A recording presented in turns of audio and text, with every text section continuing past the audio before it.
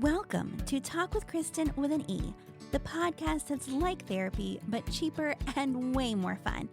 I'm Kristen, host, storyteller, and occasional overthinker.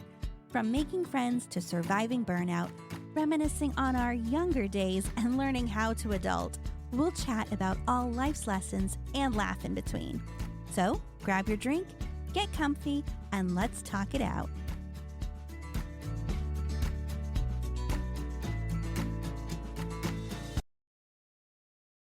Hey everyone, welcome back. For those of you who don't know, this is the final episode of season 1. I have so many notes. I was thinking about how I wanted to wrap up season 1 and what I wanted to talk about. There's just so many things, and that's partly why I put off recording the last episode for so long, just because I really wanted to get in the headspace and focus on the message that I wanted to share. You know, like in TV shows, when there's a season finale, sometimes there's a cliffhanger and it leaves you wanting to come back to know what happens in the next season. I'm not going to do that. Sometimes some TV shows in their season finale have an episode where things are neatly tied up because they don't know if the show's going to be renewed. They need to wrap it all up so that everything's complete just in case it gets canceled or not renewed. Don't get renewed or get canceled. And then you just never know what happened. So I don't think my podcast is going to get canceled. I'm planning on coming back. Like I said in last week's episode, I already have so many ideas for season 2. I'm already starting to plan some of it. So I'm very, very excited. But anyways, back to how I want to end season 1. I love words. I love alliteration. And when I was making notes, different words kept coming to me. The theme for this episode and for the summer break, my brief hiatus, or whatever you want to call it, we've been talking about on the podcast, it's the pause and playback time. We can pause with new recordings and go back and play back episodes we haven't heard or some of our favorite episodes. In real life, what we're going to do for the summer is focus on the R's. So what I mean by that is we are going to rest, relax, refresh, and refill. I started making notes, and I may actually post this page because I've got notes everywhere, and we're going to try to make sense of it and get through this in a reasonable amount of time.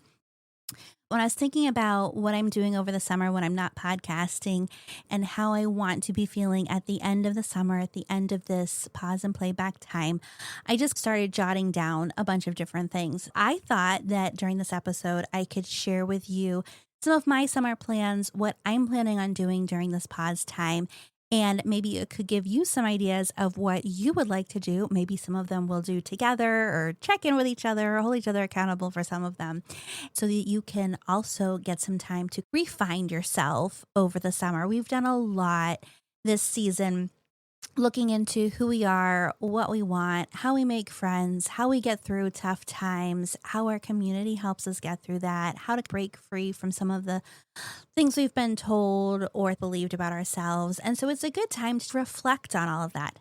So I want to share with you a little bit of that. So first, I'm going to say relax. So I still have to work. It's not like I'm a teacher and I get the summers off. I mention that because Alexis, Kelly, and I were texting earlier tonight and talking about how Alexis, she's not working anymore. She's enjoying her gardening, reading, really just kind of relaxing. And Kelly and I are like, oh, that's not us. We're still working. But it's still important to make that time to relax. So over the summer, for my relaxing, I plan on going to some outdoor concerts with my son. We're going to some theater shows. We're going to do things that we enjoy, like mother-son dates, hanging out. As a family, we'll go out for ice cream, family bonding things. I'm not an outdoorsy person unless I'm laying out in the sun, sweating in my own puddle of sweat, which sounds disgusting, but it's so relaxing. When I'm laying at the pool and there's this splash pad and you can hear the water trickling and little voices in the background, kids playing, splashing, it is so relaxing to me. And the warmth of it, like summer really is my time. I will complain about winter all year long. I hate being cold. I hate the snow. I hate the ice. I hate all of it. There is nothing I enjoy about winter unless we have snow on Christmas, which very rarely happens. So I feel free to complain about winter all the time. In exchange for those winter complaints, I do not complain about the summer. I will be hot all day long. I may get a little uncomfortable in the humidity and the stickiness, but I will not complain about being hot. I enjoy feeling like I'm in an air fryer or a toaster oven. I used to go to tanning beds. I love the heat. I want the warmth. So just being outside is relaxing for me, but like laying out relaxing, not like hiking. I did a 5K earlier this summer for Taylor's birthday. Happy belated birthday, Taylor. And I survived thanks to Greta. Thank you, Greta. But that is not my idea of fun. Love all of you who enjoy running and physical activity. I'm not that girl. That is not relaxing for me. So that's what some of the things I'll be doing to relax. To rest, one of the things I'm most excited about this summer is I am going on my book club retreat. Ariel, who you heard from on the beauty blogging episode, she started a virtual book club that I've been in for a few years now, and I'm so excited. A little nervous too, because while Ariel and I have known each other for almost 15 years, we've never met in real life. All of the other girls in book club are friends of hers that I know through book club, but never met in real life. I'm a little nervous about that, but I'm also very excited. We're getting away to a cabin, and as Ariel mentioned, it's a choose your own adventure retreat. So, whether you want to go on nature walks or hikes, which we established I probably won't. If you want to go into the shops in town, if you just want to stay at the cabin and read, there's just so many opportunities for where we're going. And I am so excited about that. I'm just excited about getting away, and I already have my books lined up, which I'm sure you're wondering about. So it's funny, when I was writing down the books that I'm planning on reading for the retreat, I looked back on the episode that Alexis and I did about books we loved in 2024, or some of our favorite books, and books we were looking forward to in 2025. And a lot of the books lined up. I was like, first of all, this is great. I am staying true to what I said I was going to do. This is all very on brand. And I just thought it was fun going back to that episode, which is the second or third highest rated episode of the season. But if you haven't listened to that one, it came out February 19th. It was probably, third or fourth episode that was published. So you'll want to, I think it's called Escaping Reality, something about books with Alexis. It's fantastic if you love books. So anyway, some of the books I'm reading for the retreat that I'm planning on doing. First of all, before I get there, I will be rereading The Four Winds. I have mentioned this book as one of my favorite books of all time. It's by Kristen Anna. And when I read it the first time, I listened to it because Julia Whalen is the narrator, favorite narrator of all time. I was planning on reading it this time because I ended up buying the ebook when it was on sale, knowing that it's a book that I would reread. And I actually started listening to it again this morning. It's so good. That's the book we're discussing for book club when we're out there. I'm going to reread it, and we'll discuss it when we get out there for the retreat.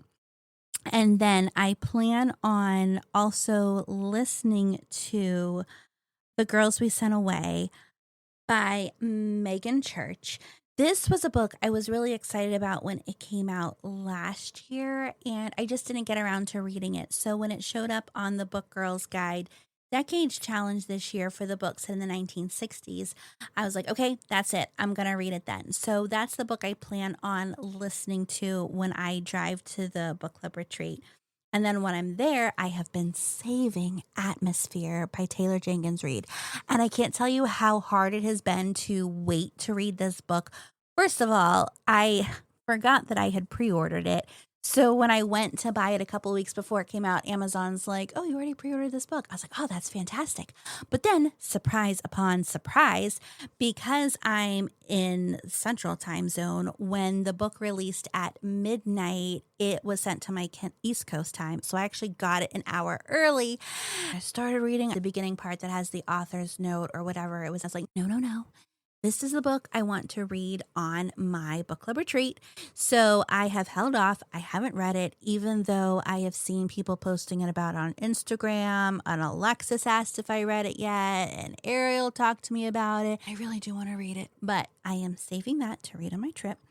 And if I finish that, I will also be reading Sounds Like Love, which is Ashley Poston's new book that just came out. And I went and I met her last week and got it signed. She is so good. I mentioned these two books now because I had talked about them both in the episode with Alexis about books that I was looking forward to in 2025. I raved about how much I love 7 Year Slip by Ashley Poston. If you haven't read that book, read it. It's one that I will read again and again because I still remember Lemon and I can picture specific scenes in my head. It was just such a good book. And it's been almost a year and a half since I've read that one. So I was really excited that Sounds Like Love was coming out this year. I talked about Atmosphere because I can't remember the last time Taylor Jenkins Reid had a book out. I want to say it was Carrie Soto Is Back, and that was probably, I'm not even going to say a date because I'm going to get it wrong, and then somebody's going to be like, oh, you got that wrong. But it's been several years since I read a new TJR book. So very excited about that. The other books that I mentioned in that episode too were It's a Love Story by Annabelle Monaghan, which it's so great that I mentioned that book because I ended up reading that one on NetGalley. Thanks, NetGalley. It was phenomenal. I ended up meeting her earlier this month too and got all the books I have of hers signed. And she was just the absolute sweetest, exactly what I pictured her being in real life. She was amazing. The other book I'll be reading this summer, I'm going to finally read The Great Alone because that is the book set in the 1970s, which will be my Book Girls Guide decade book in August. I will probably read some more, but those are the big plans of what I want to read on the retreat and while I'm in my resting mode. To refresh, also along with the rest time on the book club retreat, is that I am planning a digital detox, unplug. You've heard me say multiple times during the season how frustrated I get with social media and how it makes me feel. So I really mean it now. When I go away, we're just going away for a weekend, but I plan on being off social media the whole time. I will have my phone to check in with my husband and son, but really I just want to get away from it, disconnect and all that. And I'm hoping that I'll be able to do that and have that last when I'm home from the book club retreat too. I would like to break the addiction of always looking at my phone for no reason at all because I've noticed that I'm really bad at that. I think a lot of us probably are. So I'm going to be working on that and really focusing on a full digital detox, unplugging, using my phone more for what I need to, almost like an old fashioned summer when you didn't really use your phone unless you were calling your friends to hang out. It wasn't what it is now. I think I just want to go back to a simpler time and not know what everybody is doing all the time, not care what everybody is doing all the time, and really just focus on me, my family, my friends, building the life that I want and not focusing outwardly. I'm not going to go a whole episode without talking about the Oklahoma City Thunder because how excited are we that they won the championship game? Oh my gosh. So excited. And I'm sure I'll talk about it more at another time too, but to go along with the not focusing on what other people say. So J-Dub, Jalen Williams, he had a really good quote from an interview. He said, "You don't want your food to get cold looking at somebody else's plate." Here, you can actually hear what he said here. I don't compare my success to anybody else's. You don't want your food to get cold looking at somebody else's plate. So I just barred up right there. Yeah, you kind of just want to focus on what you're doing. So you can't measure your success by what somebody else is doing. I feel like that's how you get lost. And that's really stuck with me when I saw it. I ended up saving it on Instagram so that I could remember because I feel like that's happened to me a lot, seeing what other people doing on social media and comparing whether it's my success or something I'm doing. And they always say, don't compare your everyday to somebody else's highlight reel, but it's hard when it's there all the time. So I am just going to continue working on me over this pause and playback time and focus on refreshing my mind, my soul, my spirit, and just focus on me and get away from that and unplug and staying off socials and limit my exposure to all of that. So if I'm doing all that, then how am I refilling? Well, this kind of goes along with a lot of things. And I know it's going to go contrary to what I just said about staying off socials, but I am going to try to revamp my Bookstagram a little. I have let my Bookstagram go while I've been focusing on my podcast. Although, as you can see, it's not like I'm super active on my podcast Instagram either. I am really not a great content person. Like, I have all these visions in my head, but I'm just not good at keeping up with it. So I would like to get back with my Bookstagram a little bit. I've read so many books that I haven't done reviews, so I want to get some more reviews up. I want to update more what I'm reading. I want to engage more with others on there and focus on reading and sharing that with others too. If you don't know, my Bookstagram is Read with Kristen with an E, all one word. You can find me there on Instagram. I'll be posting a lot more there. If you like books or reading or want to keep up with what I'm doing, you can follow me there. I'll still post on the podcast one occasionally too. But something I want to work on is really kind of get back to doing reviews and updates on my Bookstagram account. So that's what I'm thinking about as I'm relaxing, resting, refreshing, refilling. Then I started jotting down other things I want to do over the summer and focus on. And I just kept writing and writing. And a lot of it was about finding the little things every day to find joy in, like those little things that kind of spark you.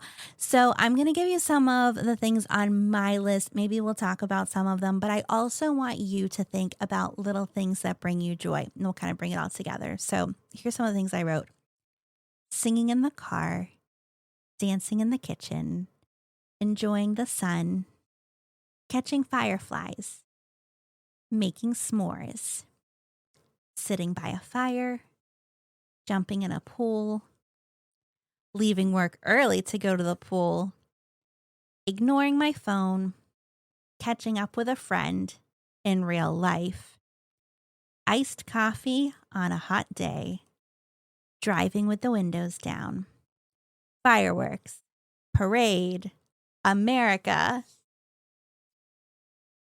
drumsticks, Klondike bars, simple summer nostalgia. I started thinking about everything that I enjoy in the summer and all the things that make me smile. And some of them are little and some of them are big. I mean, fireworks, parade, America, hello, July 4th.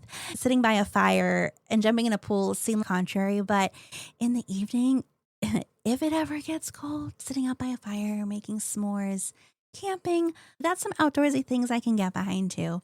When I got to the drumsticks and Klondike bars, it reminded me I would spend summers at my grandma's house in Massachusetts, and she always had drumsticks. She also had pudding pops and Klondike bars. And back when Friendly's made the watermelon roll, oh my gosh, so good. P.S. Last time I looked, they don't have it anymore, and I'm very disappointed. And I might see if I can make one myself, because if you know, you know. And it was amazing. Anyway, think about the simple things that bring you joy and how you can embrace joy in every moment, and try to just center yourself and be present where you are and not worry about what's going on around you or what's going on with whoever else is around. Just focusing on being content. And I think if you focus on that, you will automatically feel more joy and be happier, because you're focusing on what you have. You're not letting your lunch get cold by looking at somebody else's food. When I was thinking about nostalgia, I started flipping through one of my old journals. I actually ended up only doing, I think, one Dear Diary episode this year, and there really are so many I could do. And I have a whole story in summer of 99 that really could make for a really good story too. So maybe I'll record it as a bonus episode before we completely wrap up. In this journal from 99, there was a page of quotes, and I was like, hey, some of these are still pretty good. So, how I'm going to end the episode is just to share these quotes with you. Maybe they'll resonate with you, maybe not. So, these are listed here as quotable quotes, summer of 99. I'm going to vote for Reagan. We need to get him back in office. That was my grandpa. All girls want boys. All boys want football. That's why things don't work out. Elise. I just don't know what to do. Pause. I need ice cream. I feel like that is still actually very good advice now, even 26 years later. When you laugh, the world laughs with you. When you snore, you sleep alone. A snorer on the news. Kristen, I don't know where your attitude comes from, but I love it. You are such a blessing to me. You are a really wonderful person. Debbie. I shared that one because in relation to the final two that I'm going to share, it's an interesting way of how somebody viewed me and then kind of how I viewed myself. The two quotes from me that I put in here. They hear my voice and they hear my words, but they just don't hear what I'm saying. And the last one. I may never be who they want me to be, but at least I'm who I want to be. And I loved those because I feel like those last three, the one that Debbie said about me and the two that I said, really encompass this whole podcast season and why I set out to do it. You know, talking about how they hear my voice and they hear my words, but they just don't hear what I'm saying. I think for so long I struggled with being seen. I love being on stage. I loved people seeing me, but I never actually felt seen. I never thought that people took the time to get to know me. And part of it was me not letting them in and not letting them get to know me. But that's how I always felt. And with the other one, I may never be who they want me to be, but at least I'm who I want to be. I think even though I said that in 1999, I don't know that I actually believed that. I don't know that I was ever okay with being myself. I wanted to be. I wanted to be okay with me, but because I struggled so long with people pleasing and trying to fit in and morph into what I thought people wanted me to be and do what they wanted me to do and try so hard for that validation and acceptance that I wasn't okay with me being me. But again, this podcast, whether anybody's listening or not, me being able to talk out loud is kind of just like when I was journaling when I was younger, and it's given me an outlet and a way to share where I am. And I do feel that I am comfortable being me now. And I don't care if anybody likes me or if they don't like me, because I like me. And I am going to keep sharing my words and my voice. And hopefully they hear what I'm saying. And I hope that maybe something I have said over these last 30 episodes, these last almost 6 months, maybe made a difference to someone. Maybe that someone was you. And I don't know how to really end this. It's hard to put into words what I'm really trying to say. But thank you for coming along on this journey with me. Thank you for listening, whether it's been one episode or all the episodes. I'm grateful that anybody is taking time to listen to me and allowing me to have some success in this opportunity. And I'm just really grateful for that. So I hope you find some way to rest, relax, refresh, and refill yourself. Have a wonderful summer. Find joy in the little things. Enjoy the big things. And we'll talk again in August. Thanks for spending time with me on Talk with Kristen with an E, where it's always cheaper than therapy. If you enjoyed today's chat, don't forget to subscribe. And hey, let's keep these conversations going. You can find me on Instagram at Talk with Kristen with an E. Let me know what's on your mind. Until next time, take care of yourself. And remember, life is always better when we talk it out.